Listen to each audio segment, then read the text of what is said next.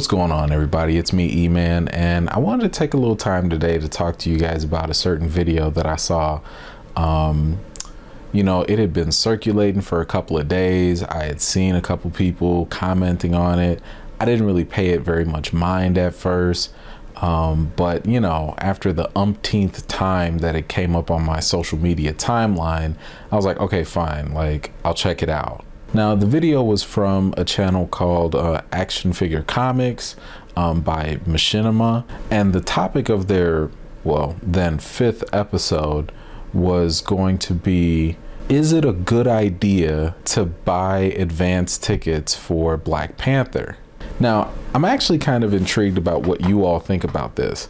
Do you think that pre-sale tickets are a good idea or a bad idea? Like, should you wait and see about a movie before you actually buy tickets for it? Or is it not a bad idea to just buy those tickets ahead of time? If you haven't already, please like my Facebook fan page and turn on the notifications. Now, if you're a YouTube user, you can also subscribe to my YouTube channel and click on that little bell to turn on the notifications too. Now, this video in question, it was coming off of the news of Black Panther's pre-sale figures in regards to all Marvel movies. Like, Black Panther has killed the pre-sale records when it comes to Marvel movies. Now, I have to be a little honest, like, when I first heard the topic for this video, I was taken back a little bit. Like, I was hit with a slap of confusion. Slap! I just didn't understand how this was even a question to begin with. I mean, were we questioning whether or not pre-sale tickets were a good idea when the top 10 all-time grossing movie in Star Wars The Last Jedi had released? Were we questioning that at that point? I just found it curious as to why the success of Black Panther's pre-sales even made this a question at all. Anyway, after watching this video, I just thought that there was a lack of perspective in it, especially given the fact that there were no minorities commenting on this, and this is a predominantly black movie that we're talking about. You know, it almost made me feel as though, like, if a bunch of guys were to just talk about the significance or the impact of Wonder Woman and not have at least one female perspective at all. So I figured I'd just take a little time to offer my thoughts, opinions, and reactions to this question. So let's get to the video. Welcome to Action Figures Comics. Hot news. Black Panther Fandango pre-ticket sales for the movie release has outpaced any other Marvel movie to date.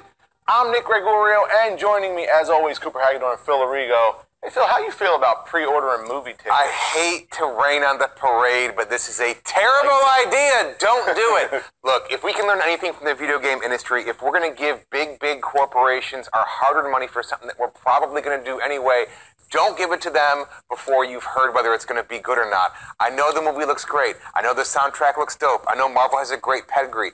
But if you're putting all this money in, what if this movie bombs? What if it's going to be like Fantastic Four, which looked really cool?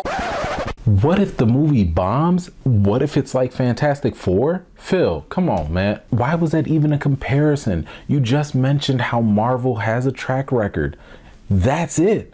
That's it in itself. The track record. That's more than enough to justify any type of pre-sales. Over the course of time, Marvel has earned the audience's trust with their movies to just be like, hey, you know what? We gave you some great stuff before. We're going to give you something else. And the audience in return is going to be like, no problem. Here's my money in advance. Marvel has given us very little reason to be wary of their movies. Fox, on the other hand, can't brag about that too much, especially not with Fantastic Four. Let's not forget that the Fantastic Four had a litany of issues surrounding it that caused a lot of doubt. You had people on the internet overreacting to the diverse cast. Then you had the issues with the director leaving the movie in shambles. All of those factors raised red flags to the point where it would be prudent to take a wait and see approach first. So you're saying the wait. Wait for what? I say wait to see what the reviews are. Wait till a friend goes to see it. I think it sets a really dangerous precedent, because then what's going to happen is they're going to cut a really good trailer, and I know there's a lot of really cool hype behind this, and they check a lot of boxes where they do things right, but if the movie's not great, they're just going to go, cool, we're getting their money no matter what. Yes, they have checked all the right boxes, and yes, they have done things right. But there have been zero red flags with Black Panther. You've got Mr. Biopic Chadwick Boseman coming off a great debut as Black Panther in Captain America Civil War. You have an amazing director in Ryan Coogler coming fresh off of Creed. Then you pair all of that with an amazing cast of black actors. And that's just the surface level of this. Not only do you have a predominantly black cast and a black director, but you also have black writers and black producers too. Now, what does that all mean? That only means that the perspective in Black Panther is going to be as accurate as one could hope for. Again, building up that trust factor. But let me give a counter example here. People are not going to prepay for things that they don't trust or have any idea about. For example, Chris Hemsworth's newest movie, 12 Strong, debuts this week. You don't hear about people rushing to Fandango to get their pre-sale tickets. Same could be said, unfortunately, for Proud Mary.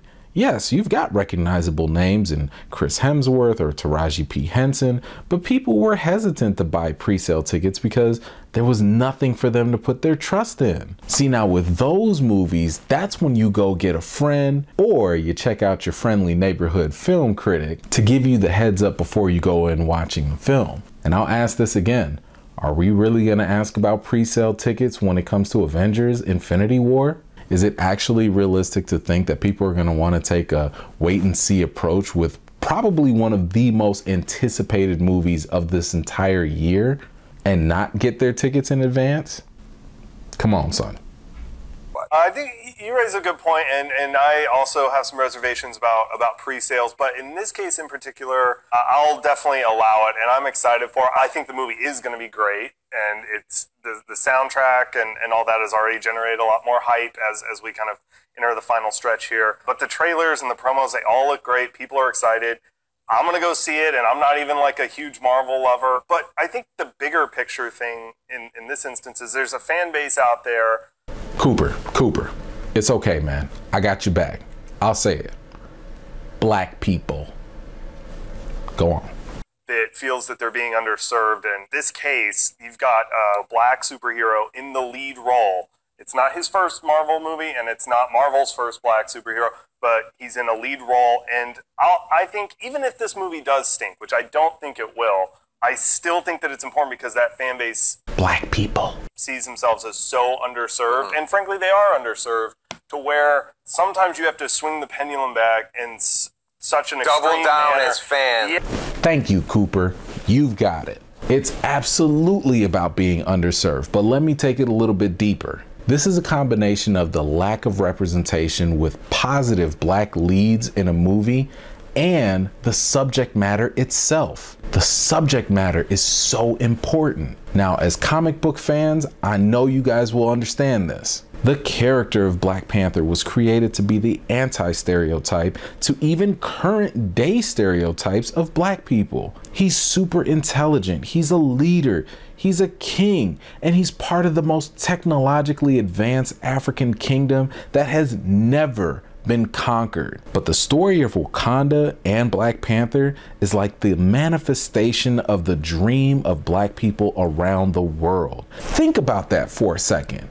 Black people, especially in America, have no idea what a world would look like where we were never colonized, conquered, or enslaved. Wakanda is our actual representation on the big screen of what that utopia might look like.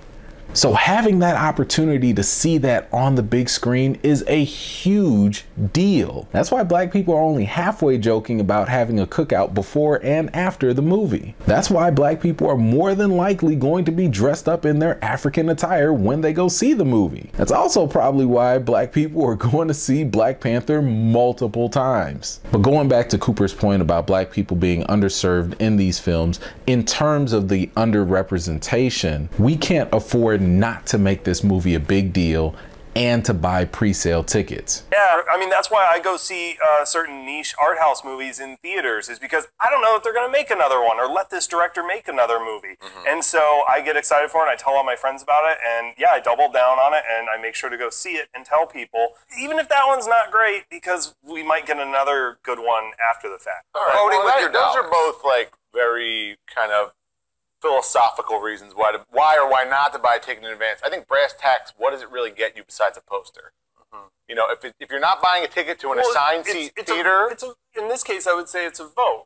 Cooper, there you go. That's right. It is a vote. We know how these studios work. They're a business. We are voting with our dollars. When we go out and buy these tickets in advance or on opening day, we are yelling to the movie studios, hey, movies like that, make more things like that. Do that again. Please and thank you. Right? I'm just talking about from a brass tack. So if I buy one of these tickets and the theater's not assigned seats and I show up a little bit late to the theater, that ticket doesn't mean anything. I'm sitting in the first row. That to me is more important. My placement within the theater is the most important part of my experience. I like to be center, a little bit higher up.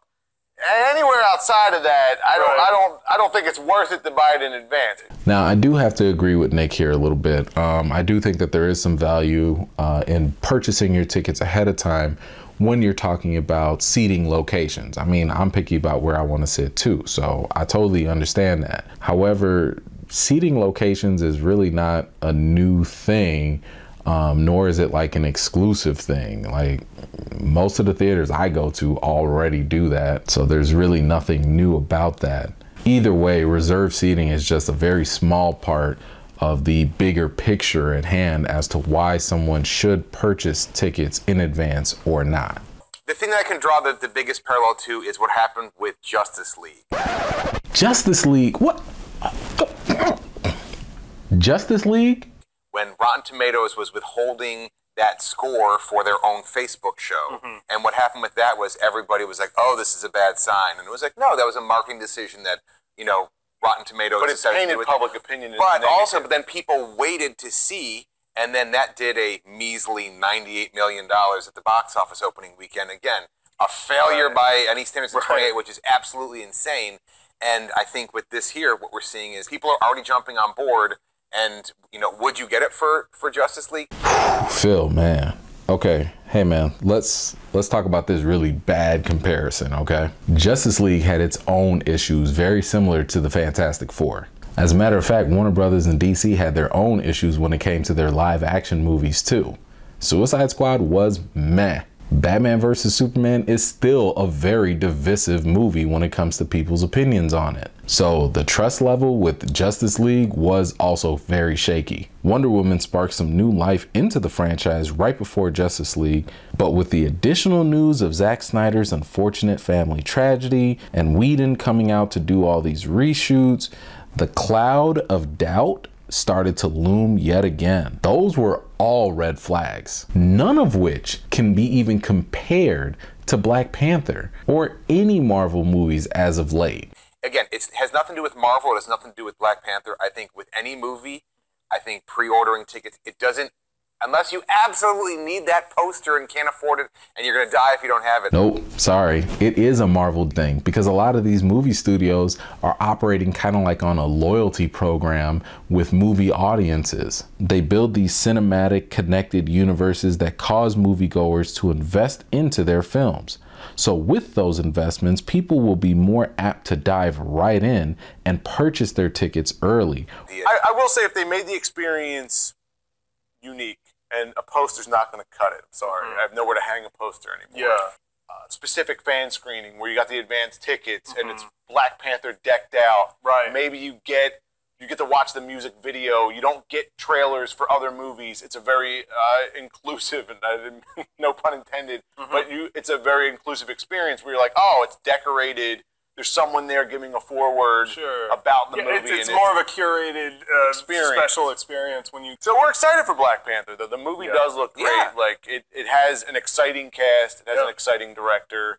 Kendrick Lamar doing the soundtrack. Yeah, as if it's not already exciting enough for the fan base and Black people. that it's going to be during Black History Month. It's like, oh, and Kendrick Lamar is like curating the soundtrack, and it's just like they do everything. They're doubling down. Yeah, they do everything so well, and for give people what they want. Now, I'm not sure exactly what happened, but the video in question was taken off of Action Figure Comics, their social media networks and channels.